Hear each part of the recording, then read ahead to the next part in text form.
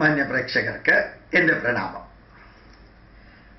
ഇന്നലെ മിനിഞ്ഞാന്നും അതിൻ്റെ മുമ്പിലത്തെ ദിവസങ്ങളൊക്കെ ആയിട്ട് അപ്ലോഡ് ചെയ്ത യൂട്യൂബിലെ കുറേ സന്ദേശങ്ങൾക്ക് നല്ല മറുപടി, നല്ല അപ്രീസിയേഷൻ, എന്താ പറയുക, വികാരത്തോടു കൂടിയുള്ള പ്രതികരണം യൂട്യൂബിൽ വന്നത്. ഇതിലെ ചിലത് ഞാൻ വായിക്കാം. Doctor VP. ഗംഗാധരൻ എഴുതിയ ഈ സന്ദേശം 1 കോടി ജനങ്ങളിൽ എത്തണം എന്ന് പറഞ്ഞ് ഞാൻ അപ്ലോഡ് ചെയ്തിരുന്നു. അതിൽ ഷാജി പുതുക്കുടി എന്ന് പറയുന്ന വ്യക്തി എഴുതിയിട്ടുണ്ട്. സാറിൻ്റെ ദുരനുഭവം വേദനിപ്പിക്കുന്നതാണ്. ആശുപത്രിയിൽ പോകുമ്പോൾ സാറിനുണ്ടായ ദുരനുഭവമാണ് സാറിനെ കൊണ്ട് ഇത് പറയിപ്പിച്ചത് എന്ന്. ഏതായാലും എൻ്റെ ദുരനുഭവം മാത്രമല്ല. ഇന്നലെ ഒരു ആശുപത്രിയിൽ പോയി. അവിടെ അകത്ത് കയറിയപ്പോൾ അവിടെ കേൾക്കുന്നത് മുഴുവൻ സാന്ത്വനം എന്ന ആശുപത്രിയുടെ പേര്, നല്ല പേരാ. അകത്ത് കേൾക്കുന്നത് മുഴുവനും 250 രൂപ അടയ്ക്കണം, നിങ്ങൾ 300 രൂപ അടയ്ക്കണം, 250 രൂപ അടയ്ക്കണം, അടച്ചോ എമൗണ്ട് 300 രൂപ അടച്ചോ. ഇത് മാത്രമാണ് അകത്തേക്ക് പോകുമ്പോൾ 1.5-2 മണിക്കൂർ കേട്ടത്. എന്നോടല്ല എല്ലാവരും ഈ രൂപ രൂപ രൂപ എന്ന് മാത്രം. അത് പറയേണ്ട എന്നല്ല. ഒരു ആശുപത്രിയും ഒരു ഡോക്ടറും ഒരു സർവീസും ഫ്രീ ആയിട്ട് ലോകത്തിൽ കൊടുക്കാൻ സാധിക്കില്ല. ഏറ്റവും കോസ്റ്റ്ലി ആയിട്ടുള്ള സംരംഭമാണ് ആശുപത്രി നടത്തുന്നത് എന്നുള്ളതിന് ഒരു സംശയമില്ല. അത് കഴിഞ്ഞ് ഡോക്ടറെ കണ്ടിട്ട് ഒരു മിനിറ്റ് ഒരു ചെറിയ നോസ് ക്ലീനിങ് നടത്തി 800 രൂപ അടയ്ക്കണമെന്ന് പറഞ്ഞു. ഞാൻ വെറുതെ നേഴ്സിനോട് ചോദിച്ചു, ഈ എമൗണ്ടൊക്കെ വാങ്ങിക്കുന്നതിന് ഒരു കണക്കില്ലേ? 48,000 രൂപയുടെ ചെറിയൊരു സർജറി കഴിഞ്ഞ് ആ സർജറി കഴിഞ്ഞ് ഒന്ന് ക്ലീൻ ചെയ്യാനായിട്ട് വരുമ്പോൾ അതിന് 800 രൂപ, അതിന് ഡോക്ടറെ കാണാൻ 250 രൂപ, അതിനിടയ്ക്ക് 4-ാം ദിവസം സർജറി കഴിഞ്ഞ് 4-ാം ദിവസം വരെ ഫ്രീ ആണ്. ആ 4-ാം ദിവസത്തിൽ സർജറി 11 മണിക്കാണെങ്കിൽ 4-ാം ദിവസത്തിൽ 3 മണിക്കാണ് വരുന്നതെങ്കിൽ 4-ാം ദിവസം കഴിഞ്ഞു എന്ന പേരിൽ 300 രൂപ പിന്നെ മേടിക്കാം. അങ്ങനെ ഒരു ഇഞ്ചക്ഷൻ കൊടുക്കാനായിട്ട് 850 രൂപയുടെ റൂമിൽ 1 മണിക്കൂറും കൂടി കിടത്തിയിട്ട് അത് ഒരു ദിവസത്തെ ഫുൾ റെന്റ് വാങ്ങിക്കാം. ഇങ്ങനെയൊക്കെ ചെയ്യുമ്പോൾ കുറച്ചുകൂടി സാമ്പത്തികമായിട്ടുള്ള കാര്യത്തിൽ ഞാൻ CSIR സീനിയർ സയൻറ്റിസ്റ്റ് ആയിരുന്നത് കൊണ്ടും പെൻഷൻ ഉള്ളത് കൊണ്ടും എൻ്റെ ഭാര്യയ്ക്ക് ജോലി ഉള്ളത് കൊണ്ടും ഞങ്ങൾക്ക് അഫോർഡ് ചെയ്യാൻ ഒരു ബുദ്ധിമുട്ടും ഇല്ല. പക്ഷെ അവിടെ വന്നിരിക്കുന്ന ഒത്തിരി പേര് മലപ്പുറത്തെ പാവപ്പെട്ട മുസ്ലിങ്ങളാ. കണ്ടാൽ അറിയാം പാവപ്പെട്ട മുസ്ലിങ്ങളാ. തിരുവനന്തപുരത്ത് വന്നിരിക്കുന്നത് നല്ല ആശുപത്രിയാണ്, നല്ല ഡോക്ടറാണ്, അല്ലാന്ന് ഒരിക്കലും പറയാൻ പറ്റില്ല. അതില്ലെങ്കിൽ ഇത്ര ദൂരത്തുനിന്ന് ആൾക്കാർ വരില്ല. ഇത്രയും അധികം എമൗണ്ട് ചാർജ് ചെയ്ത് ആ സ്ത്രീ എന്നോട് റിയാക്ട് ചെയ്തത്, വേണമെങ്കിൽ വന്നാൽ മതി, നിങ്ങളൊന്നും ഞാൻ വരണമെന്ന് പറഞ്ഞില്ലല്ലോ. ഞാൻ പറഞ്ഞു, പൈസ മേടിക്കുന്നവരോടല്ലേ പ്രതികരിക്കാൻ പറ്റുള്ളൂ, മേടിക്കുന്നവരോടല്ല പ്രതികരിക്കേണ്ടത്, പോയിട്ട് വേറെ എവിടെയെങ്കിലും പ്രതികരിക്കണം. അപ്പൊ ആ സ്ത്രീയുടെ അവിടെ ഈ പൈസ മേടിക്കുന്നവരുടെ താന്നി കച്ചവട മനസ്ഥിതി ആ പേരും വെച്ചുകൊണ്ട് ഒരു ആശുപത്രിയിൽ ഞാൻ കണ്ടു. എനിക്ക് വേദന തോന്നി. നമ്മളോട് നല്ല വാക്ക് പറയണമെന്നൊന്നും നിർബന്ധമൊന്നുമില്ല. അവർ ചെയ്യുന്ന വർക്കിൻ്റെതായിട്ടുള്ള കോംപ്ലിക്കേഷൻ കൊണ്ടായിരിക്കും അവരങ്ങനെ പെരുമാറുന്നത്. എൻ്റെ ദുഃഖം പൈസ ഇല്ലാത്ത ദുഃഖമല്ല, മറിച്ച് മറ്റുള്ളവരും ഇതേ എമൗണ്ട് കൊടുക്കേണ്ടി വരുമ്പോൾ അവരാ രോഗത്തിൻ്റെ വേദനയേക്കാൾ ഉപരിയുള്ള വേദന താങ്ങുന്നത് കണ്ടിട്ടാണ് ഞാൻ ഇതിങ്ങനെ നിങ്ങളോട് പറഞ്ഞത്. അടുത്തത് സിയാദ് എന്ന് പറയുന്ന വ്യക്തി ഒരു മുസ്ലിമാണ്. സാർ ഈ ഖുറാൻ ഒന്നും വായിക്കാതെയാണ് ഖുറാനെതിരെ പറയുന്നത്. ഞാൻ ഖുറാനെതിരെ അല്ലല്ലോ പറഞ്ഞത് മോനെ. ഞാൻ പറഞ്ഞത് മുസ്ലിങ്ങൾ കാണിക്കുന്നത് ഖുറാന്റെ പേരിലാണെന്നല്ലേ പറഞ്ഞത്. മുസ്ലിങ്ങൾ കാണിച്ചു കൂട്ടുന്ന കൊള്ളരുതായ്മയും ഈ തീവ്രവാദവും ഈ കൊലയും എല്ലാം അത് ഖുറാനുമായിട്ട് ബന്ധപ്പെട്ടിട്ടാണ്. അത് എല്ലാ രാജ്യത്തിലും ലോകത്തിലെ എല്ലാ മുസ്ലിങ്ങളും ഈ ഖുറാനുമായി ബന്ധപ്പെട്ടിട്ട് ഇങ്ങനെ ചെയ്യണമെങ്കിൽ അത് ക്രിസ്ത്യാനികൾ ഇപ്പൊ ചെയ്യുന്നില്ല, ബുദ്ധമതക്കാർ ചെയ്യുന്നില്ല, സിഖ് മതക്കാർ ചെയ്യുന്നില്ല, ജൂതന്മാർ ചെയ്യുന്നില്ല. ഈ ഒരു മതത്തിലുള്ളവർ മാത്രം ഈ ഒരു ഖുറാന്റെ പേരിൽ, അല്ലെങ്കിൽ അള്ളാഹുവിന്റെ പേരിൽ, അല്ലെങ്കിൽ പ്രവാചകന്റെ പേരിൽ, അല്ലെങ്കിൽ ജിഹാദിന്റെ പേരിൽ, അല്ലെങ്കിൽ ഇസ്ലാമിന്റെ പേരിൽ ചെയ്യുമ്പോൾ കുഴപ്പം എവിടെയാ? മറ്റുള്ളവർ മനുഷ്യർ തന്നെയല്ലേ. അവർക്കൊന്നുമില്ലാത്തത് എന്തുകൊണ്ടാണ് ഈ മുസ്ലിങ്ങൾക്ക് മാത്രം ഉണ്ടാവുന്നത്? അത് സൂചിപ്പിക്കുകയാണ് ചെയ്യാതെ അത് നീ അംഗീകരിച്ചാലും അംഗീകരിച്ചില്ലെങ്കിലും ഇന്ന് മുസ്ലിംകൾ എന്ന് പറഞ്ഞാല് ലോക ജനത ഭയപ്പെടുന്നു. കാരണം എവിടെയാ തീവ്രവാദം പൊട്ടിമുളയ്ക്കുന്നതെന്ന് അറിഞ്ഞൂടാ. ഇസ്ലാം സമാധാനത്തിന്റെ മതമാണെന്ന് നിങ്ങൾ ഏത് പൊരപ്പുറത്ത് കയറി കൂവിയാലും ശരി ഒരൊറ്റ മനുഷ്യൻ വിശ്വസിക്കില്ല. 50 തീവ്രവാദികളെ തീവ്രവാദികളാക്കിയത് സക്കീർ നായിക്കാണെന്ന് ഗവൺമെന്റ് റിപ്പോർട്ട് അനുസരിച്ചിട്ടാണ് സക്കീർ നായിക്കിനെ അറസ്റ്റ് ചെയ്യുന്നുണ്ടെങ്കിൽ അറസ്റ്റ് ചെയ്യാൻ പോകുന്നത്. 50 വ്യക്തികളിൽ തീവ്രവാദികളാക്കിയതും ISIS-ലേക്ക് എത്തിച്ചതും ഈ പീസ് ചാനൽ എന്ന് പറയുന്ന തനി മതഭ്രാന്തിന്റെ ചാനലും ഇസ്ലാമിക് റിസർച്ച് ഫൗണ്ടേഷൻ എന്ന അയാളുടെ ചാരിറ്റബിൾ സംഘടനയുമാണ് തീവ്രവാദങ്ങളില് കുറെ പേരെയെങ്കിലും ആ ലെവലിലേക്ക് എത്തിച്ചത്.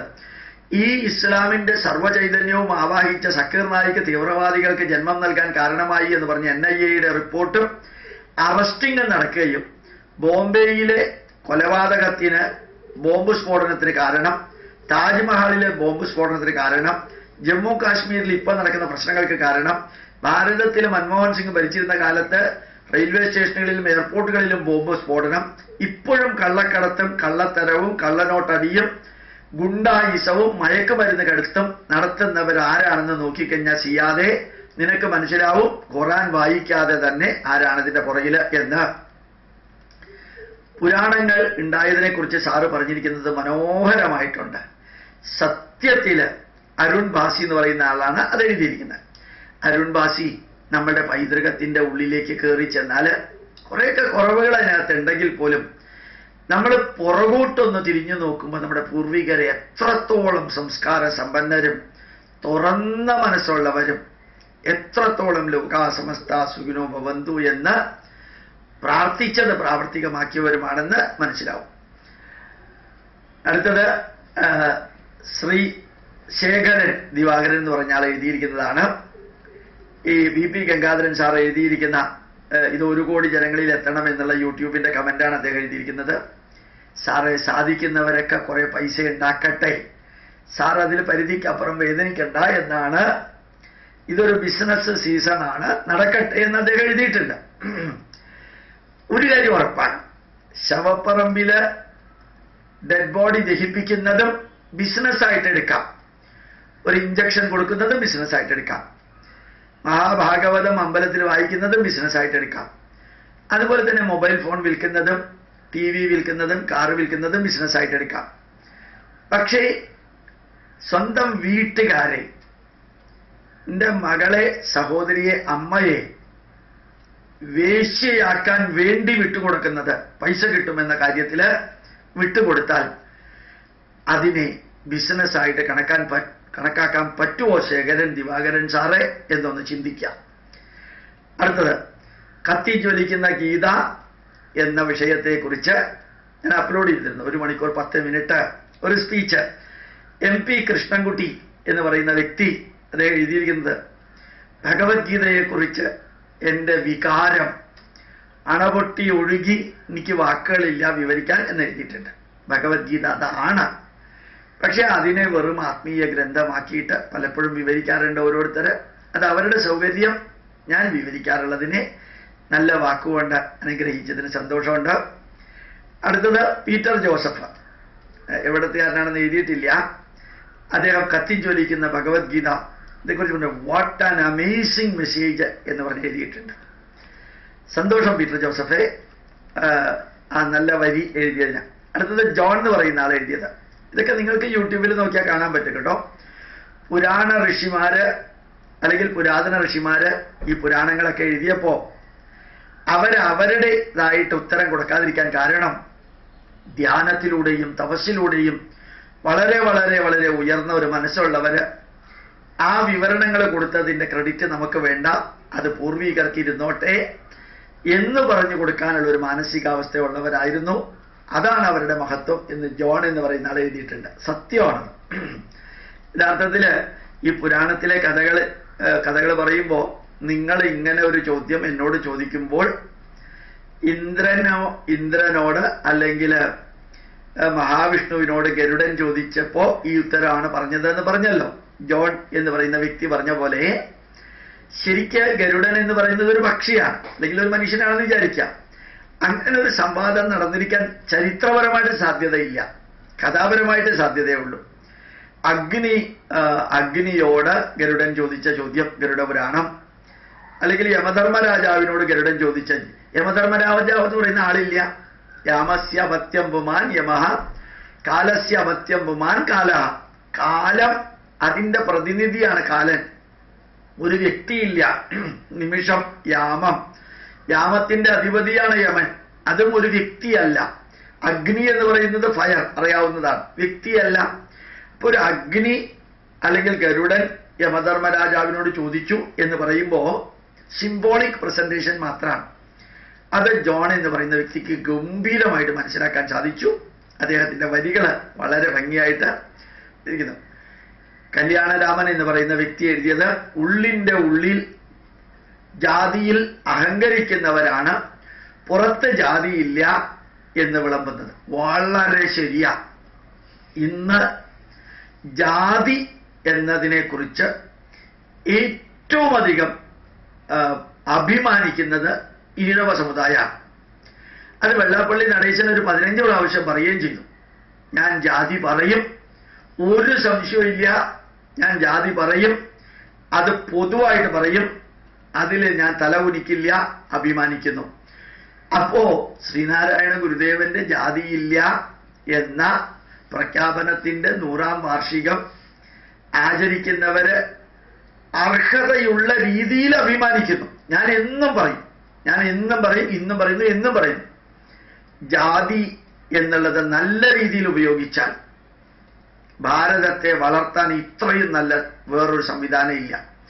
ക്രിസ്ത്യാനികളിലെ ഓരോ വിഭാഗവും, പള്ളികളും സ്കൂളുകളും കോളേജുകളും അനാഥാലയങ്ങളും തുടങ്ങിയത് വ്യത്യസ്ത വിഭാഗങ്ങളായതുകൊണ്ടാണ്. സിറിയൻ കത്തോലിക്കൻ, ലാറ്റിൻ കത്തോലിക്കൻ, മാർത്തോമ വിഭാഗം, ഓർത്തഡോക്സ് വിഭാഗം, ജാക്കോബൈറ്റ് വിഭാഗം, ഇങ്ങനെ വിഭാഗമായതുകൊണ്ടാണ്.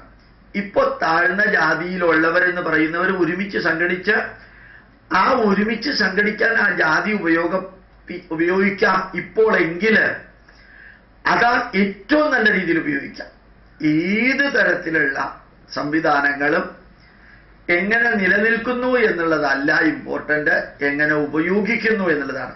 ഉപയോഗിക്കാൻ സാധിച്ചാൽ ഇന്ന് തന്നെ പുലയ മഹാസഭയുടെ PMSന്റെ നേതാവ് തലപ്പുലയൻ എന്ന് പേരാണ് അദ്ദേഹത്തിന് കൊടുത്തിരിക്കുന്നത്.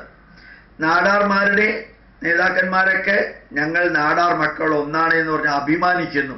ജാതി പേര് പറഞ്ഞ് തന്നെ NSSകാർ ഇപ്പൊ എത്ര പേരാ എന്നെ വിളിക്കുന്നത്, പ്രഭാഷണത്തിന് വരണം, ഓണത്തിന് ഇതായിട്ട് വരണം.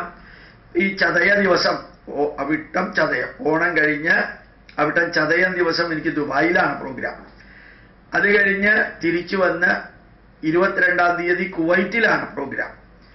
അതില് എല്ലാ നാരായണ ഗുരുദേവനെ കുറിച്ചുള്ള ക്ലാസ്സുകളും ശരിക്കും NSSന്റെ ക്ലാസ്സുകളുമാണ്. നല്ല രീതിയിൽ നമ്മുടെ പൈതൃകത്തെ സേവനത്തിന്റെയും മറ്റു രീതിയിലും ഉപയോഗിക്കാൻ പാകത്തിന് ഈ ചതയ ദിവസം വലിയൊരു പ്രോഗ്രാമായിട്ട് ദുബായിലുണ്ട്. ഞാനും സുരേഷ് ഗോപിയും IG-യും 2-3 IG-മാരും പങ്കെടുക്കുന്നുണ്ട്. പിന്നെ 2-3 ദിവസം കഴിഞ്ഞ് 22-ാം തീയതിയാണെന്ന് തോന്നുന്നു കുവൈറ്റിലുണ്ട്.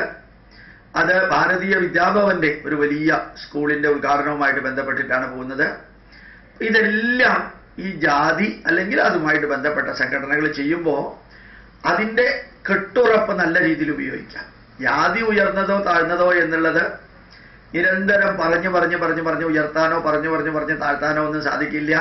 അതിനകത്തുണ്ട്. അതിൽ നെഗറ്റീവ് ഉണ്ടെങ്കിൽ കളയാനും പോസിറ്റീവ് ഉണ്ടെങ്കിൽ എടുക്കാനും സാധിക്കണം. അസീസ് എന്ന് പറഞ്ഞ് നിരന്തരം എഴുതാറുള്ള വ്യക്തി, അദ്ദേഹം കാനഡയിലോ അമേരിക്കയിലോ മറ്റോ ആണെന്ന് തോന്നുന്നു, നിരന്തരം എഴുതാറുണ്ട്. തെറ്റുകൾ തെറ്റുകളായും ശരികൾ ശരികളായിട്ടും എഴുതാറുണ്ട്.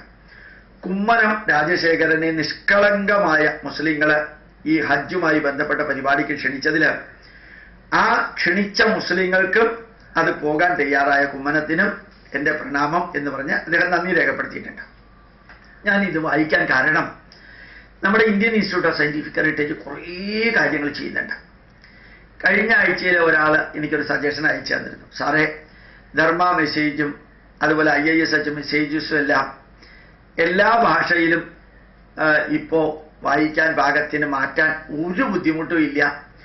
ഒരു ബട്ടൺ കൊടുത്ത് വ്യത്യസ്ത ഭാഷയുടെ 70-75 ഭാഷകളിൽ അറബിയും ഫ്രഞ്ചും ജർമ്മൻ ഭാഷയും ലാറ്റിൻ ഭാഷയും ചൈനീസ് ഭാഷയിലേക്കും ഭാരതത്തിലെ എല്ലാ ഭാഷയിലേക്കും മാറ്റാനായിട്ട് ആ ബട്ടൺ കൊടുത്താൽ മതി എന്നൊരു സജഷൻ തന്നു. പ്രവീൺ കുമാർ എന്ന് പറയുന്ന ഇന്ത്യൻ ഇൻസ്റ്റിറ്റ്യൂട്ട് ഓഫ് സയന്റിഫിക് ഹെറിറ്റേജിന്റെ കമ്മ്യൂണിക്കേഷന്റെ ഇൻചാർജ് ആയിട്ടുള്ള IT ഫീൽഡിൽ എക്സ്പെർട്ട് ആയിട്ടുള്ള വ്യക്തിക്ക് ആ സജഷൻ ഞാൻ മാർക്ക് ചെയ്യുകയും ചെയ്തു. ഇന്നലെ രാവിലെ മുതൽക്ക് നമ്മുടെ ധർമ്മ മെസ്സേജും അതുപോലെ തന്നെ IIS തേഴ്സ്ഡേ മെസ്സേജും മറ്റു മെസ്സേജുകളും എല്ലാം ഏത് ഭാഷയിലേക്ക് വേണമെങ്കിലും ട്രാൻസ്ലേറ്റ് ചെയ്യാനുള്ള ബട്ടൺ ഐക്കൺ അതിന്റെ വലത് സൈഡിൽ കൊടുത്തിട്ടുണ്ട്. ഒന്ന് ക്ലിക്ക് ചെയ്ത് കഴിഞ്ഞാൽ അറബി ഭാഷയിൽ വേണമെങ്കിൽ നമ്മുടെ ഇന്ത്യൻ മെസ്സേജ് ധർമ്മ മെസ്സേജ് അറബിയിലേക്ക് വരും. അതേപോലെ തന്നെ യൂട്യൂബ് ഡയറക്റ്റ് കൊടുക്കണമെന്ന് സജഷൻ വന്നു. അത് നമ്മൾ ഇംപ്ലിമെന്റ് ചെയ്യുന്നുണ്ട്. കഴിഞ്ഞ പ്രാവശ്യം ഏതാണ്ട് 8000-ഓളം പേര് കർക്കിടക മാസത്തില് കർത്തവാവിന് പിതൃകർമ്മത്തിന് വന്നിരുന്നു. ഒരാൾ ശക്തമായ ഭാഷയിൽ എതിർത്തു. ഞാൻ ക്യൂവിൽ നിന്നിട്ട് എനിക്ക് ബ്രേക്ക്ഫാസ്റ്റ് കിട്ടാൻ വളരെ വൈകി. ആ ക്യൂവിൽ നിൽക്കുമ്പോഴത്തേക്കും ടോക്കൺ കൊടുത്ത ആള് അയാളുടെ വേണ്ടപ്പെട്ടവർക്കൊക്കെയാണ് ടോക്കൺ കൊടുത്തത്, എനിക്ക് തന്നില്ല പറഞ്ഞ്. ഇനി ഞാൻ ഗോപാലകൃഷ്ണൻ സാറുമായിട്ട് ബന്ധപ്പെട്ട ഒരു കാര്യത്തിനും വരില്ല എന്ന് പറഞ്ഞ് ഒരു കത്തെഴുതി. അങ്ങ് മറുപടി അയക്കില്ല എന്നും എനിക്കറിയാമെന്ന് പറഞ്ഞ് എഴുതി. അദ്ദേഹം കത്ത് കിട്ടിയ ഉടനെ തന്നെ ഞാൻ മൊബൈൽ ഫോണിൽ അദ്ദേഹത്തിനെ വിളിച്ച് കാര്യങ്ങളൊക്കെ പറഞ്ഞു. ഇനി ഒരിക്കലും സംഭവിക്കില്ല. അഭിനന്ദനത്തെക്കാളും അനുഗ്രഹത്തെക്കാളും വിമർശനങ്ങളാണ് ഞങ്ങൾക്ക് ആഗ്രഹം. വിമർശിച്ചാൽ ഞങ്ങൾ വേദനിക്കുമെന്ന് ഒരിക്കലും വിചാരിക്കരുത്. വിമർശിക്കുമ്പോഴാണ് തെറ്റുകൾ മനസ്സിലാവുക. അപ്പൊ ശരിക്ക് വിമർശിക്കലാണ് ഏറ്റവും നല്ലത്. ഉടനെ തന്നെ അതിന് പരിഹാരം കാണുകയും ചെയ്തു. അദ്ദേഹത്തിനെ വിളിച്ചറിയിക്കുകയും ചെയ്തു. ആ വിളിച്ചറിയിച്ചു കഴിഞ്ഞപ്പോൾ അദ്ദേഹം പറഞ്ഞത്, ഇനി ജീവിതാവസാനം വരെ സാറിന്റെ കൂട്ടത്തിൽ ഞങ്ങൾ പ്രവർത്തിക്കാനുണ്ടാവുന്നതാണ്. ഞാൻ പറഞ്ഞു, അങ്ങനെയുള്ള വാഗ്ദാനമൊന്നും തരണ്ട, സാധിക്കുന്നതൊക്കെ ചെയ്യാം, പക്ഷേ കുറവുകൾ ഉണ്ടെങ്കിൽ അറിയിക്കാം. കഴിഞ്ഞതിന്റെ മുമ്പിലത്തെ പ്രാവശ്യം ഇതേപോലെ പിതൃകർമ്മം നടത്തിയപ്പോൾ ബാത്റൂമുകളുടെ എണ്ണം കുറച്ച് കുറവായിരുന്നു. ഇപ്പൊ പാലക്കാട് നിന്നുള്ള ഒരാൾ വളരെ ശക്തമായിട്ട് വിമർശിച്ചു, സാറേ 50 രൂപയെ വാടക വാങ്ങിക്കുന്നുള്ളൂ എങ്കിലും സ്ത്രീകളും പുരുഷന്മാരും രാവിലെ 3 മണിമുതൽക്ക് കുളിക്കുന്ന കർക്കിടകത്തിലെ കർത്തവാവിന്റെ മഴയും എല്ലാം ഉള്ളപ്പോൾ ബാത്റൂമുകൾ കുറച്ചും കൂടി എണ്ണത്തിൽ കൂട്ടണം. അദ്ദേഹത്തിന്റെ കത്ത് കിട്ടിയ ഉടനെ തന്നെ 23 ബാത്റൂമുകൾ പുരുഷന്മാർക്കും സ്ത്രീകൾക്കും വേറെ വേറെ ഉണ്ടാക്കിയിരുന്നു. എല്ലാ സംവിധാനങ്ങളും നമ്മൾ ചെയ്തു. അപ്പൊ ഞാൻ പറയാൻ ആഗ്രഹിക്കുന്നത്, നിങ്ങൾ എന്ത് വിഷയമാണെങ്കിലും വിമർശനാത്മകമായിട്ടോ അഭിനന്ദനം കിട്ടിയാൽ സന്തോഷമേ ഉള്ളൂ, അത് മനസ്സിൽ വെച്ചുകൊണ്ടിരിക്കില്ല. വിമർശനങ്ങൾ നമ്മുടെ ഇൻസ്റ്റിറ്റ്യൂട്ട് പെൻഡ്രൈവില് അതുപോലെ തന്നെ വളരെ നല്ല ക്വാളിറ്റി DVD-യിൽ ഇതെല്ലാത്തിലും ഓരോന്നും കൊണ്ടുവരാൻ കാരണം ഈ ധർമ്മ മെസ്സേജ് അത് ഫ്ലോറിഡയിൽ നിന്ന് ജയരാജ് എന്ന് പറയുന്ന ആള് ധർമ്മ റേഡിയോയും ഇപ്പൊ ധർമ്മ മെസ്സേജസും അപ്ലോഡ് ചെയ്യാൻ കാരണവും ഷിജുലാൽ എന്ന് പറഞ്ഞ ആള് മിഡിൽ ഈസ്റ്റിൽ നിന്ന് വാട്സപ്പ് ഗ്രൂപ്പ് ഉണ്ടാക്കിയതും ഉദയഭാരത ഗ്രൂപ്പ് ഉദയ കേരള ഗ്രൂപ്പ് ദുബായിലും ബഹ്റൈനിലും ഒക്കെ പ്രവർത്തിക്കുന്നതും എല്ലാം ഓരോരുത്തരുടെ സജഷനാണ്. അതുകൊണ്ട് നിങ്ങളോട് തൊഴുകയോടെ അഭ്യർത്ഥിക്കുന്നു, എല്ലാ സജഷനും എല്ലാ കമന്റുകളും വായിച്ചില്ലെങ്കിലും നിങ്ങളുടെ ഈ ഭഗവത്ഗീത അപ്ലോഡ് ചെയ്യാൻ തന്നെ കാരണം ആസ്ട്രേലിയയിൽ നിന്ന് കുറെ ക്രൈസ്തവര് ഇത് റിക്വസ്റ്റ് ചെയ്തതാണ്. അതുപോലെ ഫ്ലോറിഡയിൽ ഞാൻ നേരത്തെ പറഞ്ഞു, അവിടെയും ഒരു പീറ്റർ എന്ന് പറയുന്ന സാറുണ്ട്, ജോർജ് പീറ്ററാണ് പേരെന്ന് തോന്നുന്നു. അദ്ദേഹം ഇവിടെ നിന്ന് കുറേ പുസ്തകത്തിന്റെ PDF ഫോർമാറ്റ് വേണമെന്ന് പറഞ്ഞു. അവിടെ കൊണ്ടുപോയിട്ട് അത് പ്രിന്റ് ചെയ്ത് മറ്റുള്ളവർക്ക് എത്തിക്കാനാണെന്ന് പറഞ്ഞു. ഇങ്ങനെയുള്ള സജഷനുകൾ ഗോപാലകൃഷ്ണൻ എന്ന വ്യക്തിയെ മുമ്പിൽ നിർത്തിയിട്ട് ഒന്നും ചെയ്യരുത്. ഞാനൊരു സാധാരണ മനുഷ്യൻ, ഞാൻ എപ്പോഴും പറയാറുണ്ട്, തട്ടുകടയിൽ നിന്ന് ചായ കുടിച്ചുകൊണ്ട് പോകുന്ന ആളാണ്. ഞാൻ തന്നെയാണ് പച്ചക്കറി വാങ്ങിക്കാൻ പോകുന്നത്. അപ്പോൾ ഒരു വലിയ ആചാര്യനോ ഗുരുവോ പരമഗുരുവോ എന്നുള്ള രീതിയിലൊക്കെ എന്നോട് പെരുമാറുകയും എന്നെ അഭിസംബോധന ചെയ്യുകയും ചെയ്യുമ്പോൾ എനിക്ക് ഒരു തരത്തിൽ വേദനയാണ്. ഞാൻ അങ്ങനെയുള്ള ആളൊന്നുമല്ല. അപ്പോ നമ്മുടെ രാഷ്ട്രത്തെയും നമ്മുടെ ധർമ്മത്തെയും നോക്കുക. നിങ്ങൾ ഏത് മതത്തിലുള്ള ആളാണെങ്കിലും മതഗ്രന്ഥങ്ങളിലെ തെറ്റായിട്ടുള്ള വരികളെ ഞാൻ വിവരിക്കാറുള്ളൂ. മതത്തിൽ ഒന്നും ഇല്ലെന്നും അതെങ്ങനെ തെറ്റായിട്ടുള്ള കാര്യത്തിന് ഉപയോഗിക്കുന്നു എന്നുള്ളതിനെ കുറിച്ച് ചൂണ്ടിക്കാണിക്കുകയൊക്കെ ചെയ്യുമ്പോൾ അത് നല്ല രീതിയിൽ സ്വീകരിക്കുന്ന ഒരു കാലഘട്ടത്തിലേക്ക് യൂട്യൂബ് കാണുന്നവരെത്തിയതിൽ വളരെ സന്തോഷമുണ്ട്. പ്രണാമം, നമസ്കാരം.